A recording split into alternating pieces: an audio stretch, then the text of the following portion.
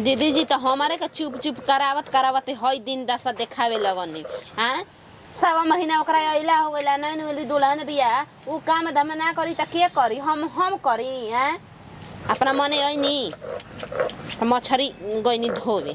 धोई के करी हम त ना सब काम करम। कहाँ बाड़ू हो? काजी दीजिए ल मछरिया धो के लिया दिया नी।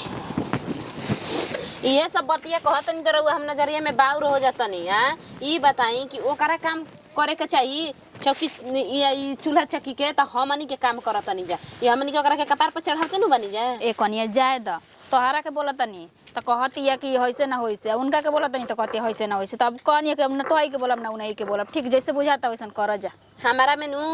मिले में ई घरवा में सातो जनी आयन जता ना मिली हन जा जन्नी अतना न टंकी न धले भी घर में कि चार गो आदमी देखत छत पर से त डरामा आंगना में अतना न बैठ के गोणत फैला लेती है खटिया पाई 2 दिन का कनिया नौटंकी देखावती है कि बड़ जेठ हो के आज ले हमन के खाटी पे ना बैठनी जा। हमनी के खुद गलती अपने से करतन जा सोची का कि हमनी के काम धाम कर के ओकरा के अपना कपार पर चढ़ावतन जा जब छोड़म जी तबे न ओकर कपारी तो करी। बाबा के पापा के फोन कइनी है आ कुल बात बतैनी है कहनी है कि देखी आई फैसला कर दी अलगा बिलगा सबके कर दी नौकरानी हमनी के नहीं जा उतरल कि बना बना के देवे के त चबोकी हां बैठल बैठल बेड तुरे भतारे बेरी सुते नहीं खी आइल। हमारा देखी कुछ कहे के नहीं खे कह दे तनी त कता बाउरे हो जातनी। देख मछरी आइल बानू खाए खाती आगे उठ के आ जाती है आ बनावे के बेरी ओकर घरे में बुझता कि मरद भी सुता रहती है। उहे हाल लगैले बिया कोई खाते खाते मरे कोई खइला भी ना मरे ठीक ना। एगो बात हम तके बता देतनी मछरी बना के आ ले जाके आ किचन में ताला बंद कर दिया जवन होई तवन देख लेवे काहे के हम करी रउआ घर में के बड़ बुजुर्ग बहन गांव समाज आई त आगे रउए के नु बोलाई कि हमरा के बैठई समाज में लागत कि हमनी से बड़की उतरल बिया तान के छोड़ले रहती है। ओकरा शरमो नहीं खे लागत काल का कहती है ये दीदी जी नहा तनी तनी घरवा में समार पेटी कोटवा देम त ये दीदी जी कार वैसे कहीं हमार हटे कटे धूर लाग गइल हम चौखट भी खड़ा बानी तो खड़े बानी आ सोचत हई ओकरे बारे में कि मुंह खोल के काम करवा लेती है। अरे जाए दहो उहो बेटा खूब फौकत रह देवरा कहस के भौजी ऐसन तैसन हमार मेहरारू आ जाई न तो सीधे हाथ पकड़ के कहब कि जो नहीं हरे जुकिया तोर गुजारा नहीं खे आ अब मेहर मौग भइल बा न इनका जड़ी बूटी खिया के अपना बस में कर ले लिए जैसे कहती वैसे करत न सब बेटवन के हटे भौजाई पर बहिन पर इतना तान तुरे लसन आ तनी सी मौगी आ जातैसन आ गलतियों कर देतैसन त ना हमार मौगी बढ़िया काम करती है जन्नी त उआ का हड़ी त हमार धनिया रनिया हड़ी अतना ना ओली बोली बोलत ये कि का कहे के बोल ले देखा तनी टानिक लेखा तोरा फायदा करी जहिए ले चलत तहिए ले जाई रउआ त खुद लूज होके रहतनी जी आ घर में सास के रउआ दर्जा देतनी त रउए नु जाइम कहे खाती कि रे काम करबी ना करबी तू सुनू ना का कहत रहू बेटवा ये भौजी मछली पे हक जतई हमारा मेहरारू पे मत जतई है यही सब छोड़ देनी कनिया की ज्यादा जैसे बुझाता वैसे कर जा देवर बबुआ औरी का कहाँ रहू सुतल रहू नहात रहू तबे त कहत रह हम कहतनी कि का बतियावतनी जा हम कहीं कि कुछ राशन उसन के बात का कहतनी जा जाए द तू आज ले हमरा के पलट के जवाब नहीं खुद देले त कहबू त तोहरो के बोला कहबू के दीदी मत बोली त ना बोल जोड़ी बा जन्नी हमर माई बाप इतना खराब संस्कार में नहीं खन हमरा का ढेल ले बढ़िया संस्कार हमरा का दिल बन चुलिए तर ले जाके छान दे तनी मछरी छान तनी ओई जगह छोलनी धिका के रखतनी अभी जानते नहीं कि दीदी जी सब नु करवावतनी छोड़ देती एक दिन दूसरा घर खाना चाउर दे के बनवा देती हमनी के खा लेती जा तब न ओकर पेटवा जरी त काम धाम करी तना चले के कर देवे के ओकर त आदत बा आदत तो लग के आदत छोड़ाई तब न छुटी जी कुछ कहीं को गो देवता पूजनी तरह हुआ लेखा पति पवनी जी बड़ी कुआरे में नु बहुत शिव जी के जल ढारत रही बेल पत्तर चढ़ा के इहे कहता हम कुआर जब रहे तो शिव जी के ठट के दबाई ना ओहो हम का कम मेहनत केले बानी शिव जी के लिंग जोन बानो शिवलिंग ओकरा के जे माथा टेकत रही जी चाटत रही आ तब जाके तारा लेका हमरा इतना खूबसूरत कैसे नहीं बाकी अरे गवना करत रही गवनो हो गइले हो अरे गवनो हो गइले हो ससुरा में पियावा बाना दानन राम राम हो सुन मानु गाना एकदम सुन ले बानी जी पागल का गोड़ का कहता हम गतरे तार मसाज कर देम हम मुस्की मार के जी बोले ला करे जाऊ अरे दादा जिया में उतर जाला हो कहानी है हमारा लेखा गोड़वा उठा गोड़ा उठा ओहो लो उठा देनी सुना हमारा लेखा तहारा कबो ना मिली है ऊ तो हम जानत हन जान जी। हम कितना रोज से दिल खोल के बताएं अच्छा ये सुना ना सुना खड़ा कर सुना लो हो गेल नो अरे कितना हमर दादा परद देख मरद हमर ली कितना प्यार करेला का हो जी केहू देख ली त केहू ले डर बा का सुनो बात एगो अरे होइसे कर दादा बाल त लागत अनु कि साला हेमा मालिनी के गाल लेखा भइल बा सुन तोहरे खाती हम है नो माई से भौजाई से बहिन से तू जौन कहबू करे जा हां उहे कर हम करे खातिर तैयार बनी हम तेई से तो हम लाखों में ई चुन मत ले जानिए कि हम मेहर मौग हई हम मेहर मौग ना कितना हम रोवा से प्यार करी ना जी हम तुहरे से प्यार करी ना आहा हम खा के कसम कहतनी देखिए आकाश सुनो उठा उठा उठा हम उठा ना उठम सुन ना दादा कहनी है कि अच्छा ये बताओ नी तुरस गेलो नो खिसिया गेलो माने का ना अरे गोड़ दबाई माने तुम का तो हे जे दिन भइए सुतर हो त केहू देखि त कह के देखै का कहि जी कोनो रखेल बोला के सुतल बनी का अपना खेल के मरद के बात गोदी में नहीं, सुतल बनी बताई ना तनी घर में रहे त मर्यादा से रहल जाना त केहू कह के देख दिने सुन एगो चुम्मा से काम नहीं चली ओहो रस बदनवा खोजता बात तारा की तो बताना को तो राती में सब डोज दिया घर बड़ा मत न तारा के जल्दी चला ये सजनवा ओहो। मन मिलनवा खोजता राती में दो बच्चुमा चाटी या चोचा चोची कइल जाई अभी ना सुनी ना मछरी के खूब खुशबू बढ़िया आवत जी दादा आवत त कोनी सुना यार भौजी नु लागता के छान के धोइले बैसा तो सब तोहरे खातिर हम ले बानी छानल खा चाहे काचा खा चाहे मसाला में के खा हमरा खातिर तो एगो काम कर सकत अच्छा नहीं ये बताओ मछरी के लेंड पीस खोइबू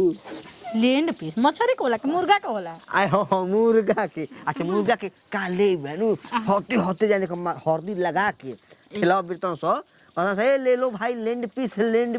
हम तोला चिहा गोनी हां हम अपन भाई बगल टोता नहीं की कने हमारे वाला पीसवा ना दू हो एकदम ये मर्दिका में तो कहता के गोड़वा के कहला लेंड पीस कनी भाग रे मर्दे तो ये कहना कि ले के पीस सुनी ना उहे तरह के ले बात तू खई है एकदम खाई आ सुनो एगो बात छोड़ाता ई सब बात प्यार मोहब्बत बात में होइल ई बताओ कि मान ल कि सब कोई हमरा परिवार में बा हैं 10-15 दिन तरह अइला भइल नो भइल कि एक महीना हो गेल जी एक महीना अइला भइल कि ना हां मान ल कि थोड़ा हल्का फुल्का तनी कामों में हाथ बढ़ाओ ना सुनी ना जी हम अपने नैयर में कामे नहीं की करे यही से माई बाबू देख के खोज लेबे को दूधू को गोतनी अरे बैसा ज्यादा। बनैया सखिया सा ठीक है बात जान मान ल कि जाए। हमरो बतिया कम से कम इज्जत रखो कम एगो से कम काम करे ना ठीक बा उतर तन माने बैठ जाई लेकिन मछरी छान के धरते जन त एक कटोरा हमरा के तारले ले आई ना ठीक हम बा राशन खाए में पिए के उतना- दिक्कत नहीं खाचे होरली सही फ्रिज में गाजल बा काजू गाजल बा सही काहे खाती कि खइबू एनर्जी रही कुछ कहले कि खड़िया में ठीक लागता बैठल बानी जत हवा बेयार लागता ई जे बैठम रोज यही खड़िया में को हड़िया फोड़ले बानी हम इहो काम कहले बानी का जी हमरो ले पहले के काहे तू कहले अरे ना यार माने मजा- गुल खिलौले बानी अरे खेलाले मजाक बानी करता नहीं यार मैं तारा छोड़ के हम केहू का तक नजर नहीं उठा नहीं तकले सुना यही खड़िया में हां दम हड़िया फोड़ले बानी हम आ ये अरे हड़िया फोड़ले के मतलब गलती से समझ लेलू हम जानता नहीं अरे एकरा मतलब पता बा का हमारा ले पहले मतलब कातना लड़किन के अरे ना दादा सुन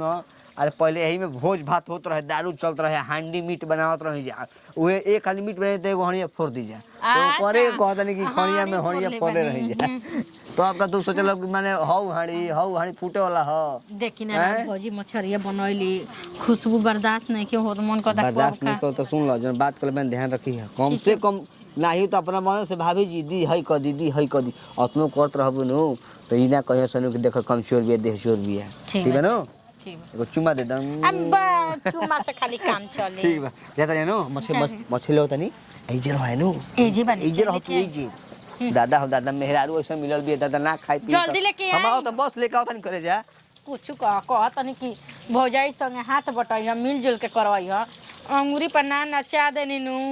तो हमारो नाम ना टिकारा बो ना कहिया टोला में एगो सोरे हो जाई के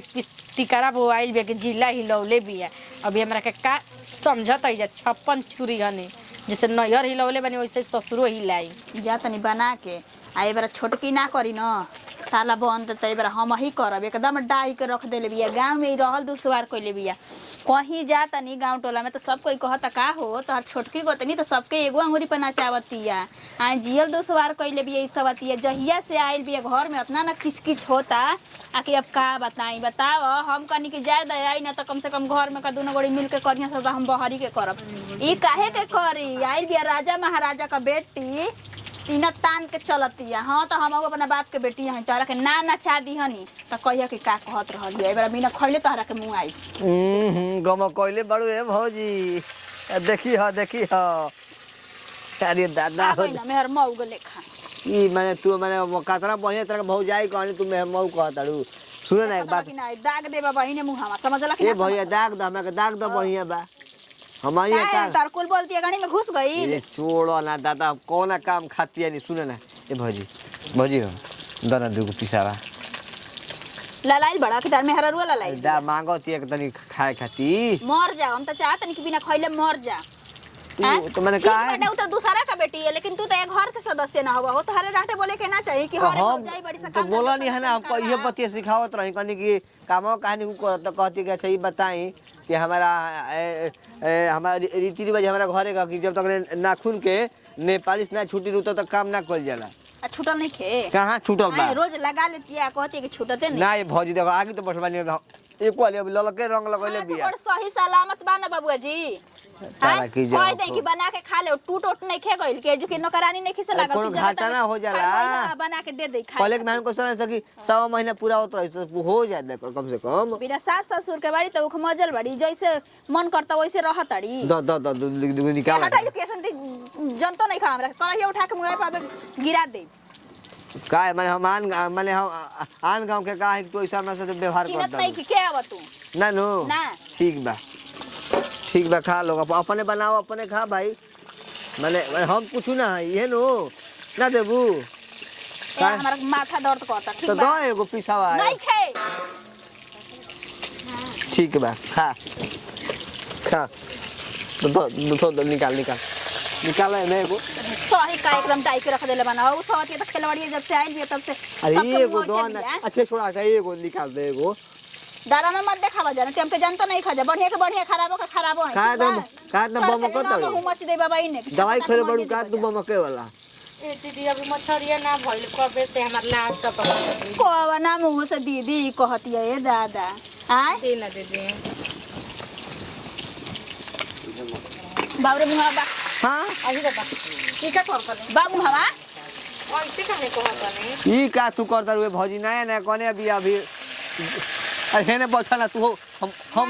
खइले पाए ना की काम कर तो ई खाते मुंह फुलौले बन जानू जी हम बनाई मछरी जाई आज से हम काम करब लेकिन हमरा हाथ को अभी नो पालिश नहीं के छूटल यही के वजह से कहता नहीं मैं हदिया छूट गइल और पानी में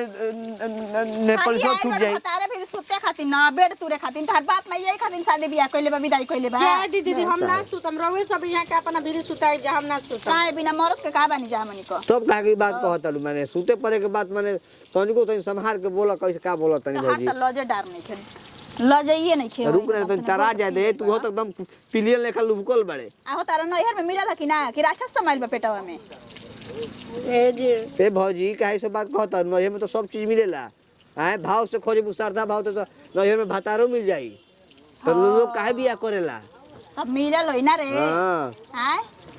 आ तारा लेखा दोगली सात घर दुश्मनो भगवान ना ए भाई भले दो चाहे मछली मत दोगली मत कह जान जाई हो दोगल जान के कह जाला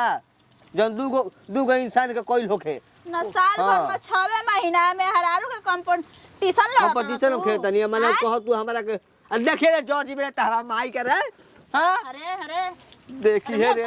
हां रे कि एकदम पोटी ले दी निकल के बहरिया जब खेलवड़िया का तारा कहत है हम दोगो हमरो के मिले कतन के चल जा अरे एगो दो हमरा के ठीक बना हां नौकरानी बनैले बड़ा एकदम से रोज ठीक है तारा ठीक है सिया निमन से मांगत ना दे कर लगता हमनी का अच्छा ठीक है हम तो चाहते हैं पलट दी कराइए कि खाली हलो बढ़िया नहीं ओका तहार खट के आइला ह बानू ठीक बा गुसिया भइल बड़ा गोड़ हाथ दबाओ तड़ दो एगो हमरा के कम से कम एगो दे दो भौजी ना हो ना बहुत बर्दाश्त कर लिया नी इज्जत कर लिया नी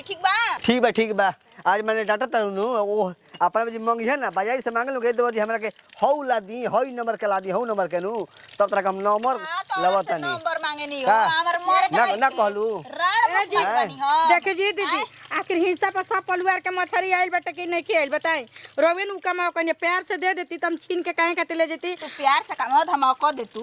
कौन सन काम जी अभी हमारे हाथ के नो पालिश नहीं के छूटल आ काम कर दी हमनी के घरे दुल्हन आवेले छ अब हो जाई हमनी घरे सवा महीना पर काम कइले भाई से दीदी जननी से भरपूर बड़ी खेलवाड़ी मत कहि देखी न तम भूल जेमनु के हमर बड़ जेठानी होनी चुप रह तू बोला मत हम औकात में रही हम संभाल तनी करे जा रोटी दे के आइल बनी भात के नहीं खेल बियाह के आइल बनी हमनी के तो उधर के आइल बानी जब हां भगवा कौन जानल बा उधार देहात के के आइल बड़ू जा एगो बकरी में शादी नु भइल बा बकरी बनू औ देखा हमरा से लागो हट रे मछली बन हट ना मछली बन चाहे ना ना तू हट ना हट हम उठम कराही में ना हमर मर्दा के अरे हट रे आइल साण बन के बाजे तो जन छोटा दलो काना मर्दा के जना धकेला दलो तम तरह के जरूरत थी और काहे इतना छछलोरिन कहीं खोल बेड खोल हाय थारी जी चल जी हट ला छोड़ दी देख ले अपन जवान से सुधार के बोला मैं अब के ले चल जी छड़ी लेखा मछली ना है चल के पेशाब करवाई चल बने हार कोले बाड़ू पेशाब करे के हम हे में करब कराही न हो चल धा के दाग दे ठीक ना आकि मेरा काम के हो जाई कोई पूछबो ना करी ओइ पर घमंड देखाव तड़ का कहलू काम के खाली है दिए कुकुरा के फोद खाली हल मछली हट ना हो तू हमरा का का बार चल पहले तो घर ना कहीं का तार मौवतिया ऊपर पर जा जैसे में हरार सिखावती पढ़ावती वैसे करत रह आई ह तो देखिए ना तूर के हेंग ने चूल्ही में छक देनी तो कहियो कि का कहत रह